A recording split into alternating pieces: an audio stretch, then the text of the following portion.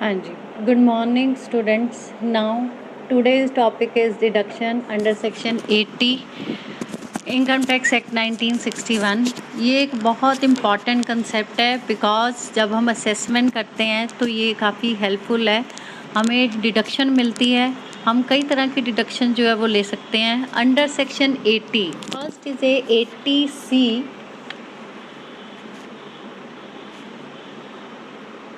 80C में in computing the total income of N assessee हमें सबसे पहले 1.5 लाख की हम एक साल में डिडक्शन जो है वो ले सकते हैं। 1.5 लाख तक maximum amount is 1,50,000 and other amount जो हम स्पेंड करते हैं वो और 1,50,000 whichever is less that is are deduction under section 80C। And there are 23 to 24 items जिसमें हम लेते हैं लाइक ट्यूशन फीस, हमारे पास प्रोविडेंट फंड के अलावा और कई जो है वो बेनिफिट आते हैं। उसके बाद आता है हमारे पास 80CCC that is a deduction in respect of contribution to certain pension fund. ये भी 80C का ही पार्ट है। ये भी उसी में इंक्लूड होता है 1,50,000 के अंदर। वेयर एन असेसी पेड और deposited any amount out of his income chargeable to tax for any annuity plan of LIC के किसी भी एन्युटी प्लान में अगर वो स्पेंड करता है, डिपॉजिट करता है मनी, तो उसमें भी उसे 1,50,000 तक की डिडक्शन मिलती है। लेकिन ये 1,50,000 जो है वो 80C के बीच में ही इंक्लूड है, यानी 80C plus 80CCC is equal to 1,50,000 maximum amount which we can take the deduction under this section. उसके बाद हमारे पास आता है 80CCD where an assessee on or after 1st day of January 2004 has in a previous year paid or deposited any amount in his account under a pension scheme। इसमें आता है हमारे पास कोई भी सेंट्रल गवर्नमेंट की जो पेंशन स्कीम है उसमें अगर हम डिडक्शन लेते हैं तो ये इसमें आता है, पर ये भी 1,50,000 का ही पार्ट है, यानी 80C का ही पार्ट है। इसमें his total income of the whole of the amount so paid और deposited as does not exceed 10%। जो उसकी टोटल इनकम है उसका जो 10% से ज़्यादा जो है अगर वो डिपॉजिट करता है तो उसकी डिडक्शन नहीं मिलेगी। 10% तक जो है वो मैक्सिमम ले सकता है। उसके बाद आती है हमारे पास deduction in respect of health और medical insurance premium under section 80D। ये अब अलग है। 80D में हमारे पास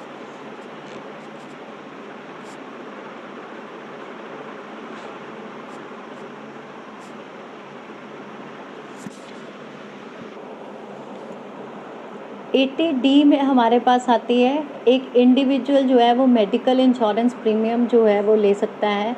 मैक्सिमम अमाउंट जो है वो उसकी स्पाउस और डिपेंडेंट चिल्ड्रन के लिए जो है वो 15,000 है, but every year these amounts are change. और इसके अलावा एडिशनल अमाउंट अगर वो सीनियर सिटीज़न के लिए यानी उनके पेरेंट्स के लिए लेता है that is A 20,000 rupees.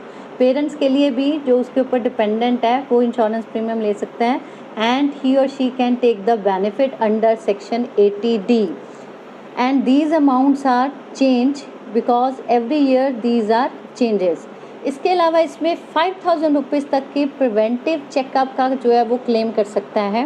Preventive checkup की एवरी ईयर वो स्पेंड करता है अपने चेकअप के लिए, उसके ऊपर उसे 5,000 की डिडक्शन जो है वो मिल सकती है।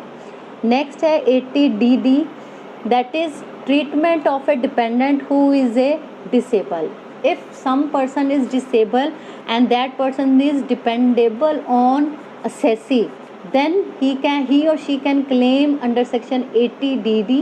ये जो है 50,000 रुपीज़ तक की डिडक्शन जो है that is allowed।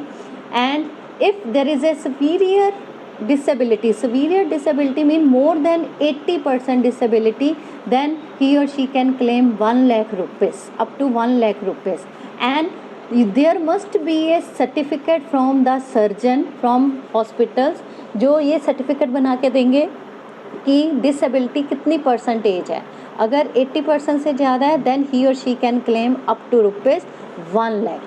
Next is A 80 DDB for medical treatment. Medical treatment के लिए है, चाहे वो अपने लिए है चाहे उसके ऊपर कोई डिपेंडेंट है। In case of assessee is a individual. For any member of HUF, in case of HUF also he or she can claim under 40,000 rupees, and for the senior citizen that is a 60,000 rupees. Next is a 80E deduction in respect of interest of loan taken for higher education. Higher education के लिए अगर कोई loan लेता है then after 8 year in respect of initial assessment year and 7 assessment year immediately succeeding the initial year, total 8 year के बाद जो है अमाउंट स्टार्ट होएगी, रीपे होएगी, एंड उस केस में until the interest is paid by assessee in full whichever is earlier, जितनी जल्दी वो पूरा कर देता है उतनी जो है उसे इंटरेस्ट की पूरी डिडक्शन जो है वो मिलती है। Next is a 80G। 80G for a charitable institutions के लिए हम जो डोनेशंस देते हैं, that is a there are some donation which is apply for 50% and there are some which have a 100%। So 100% like prime minister relief fund, ये सब के लिए जो है हम ले सकते हैं। नेशनल डिफेंस फंड 100% है। 50% डोनेशन के लिए हमें कुछ कैलकुलेशंस की ज़रूरत पड़ती है और हम ग्रॉस टोटल इनकम का 10% जो है वो करते हैं, and this is applicable on all assessee but that must be given in A other than cash moment.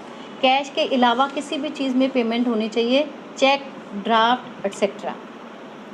2000 से नीचे की है then we can pay in any form, cash form, but अगर ये उससे ज़्यादा है तो फिर चेक और draft, NEFT, any mode we can use other than cash.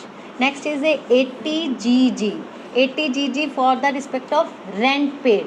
अगर कोई person rented house में रहता है then he or she can claim under this deduction, लेकिन वो उस केस में सैलरी में हाउस रेंट अलाउंस में नहीं आना चाहिए।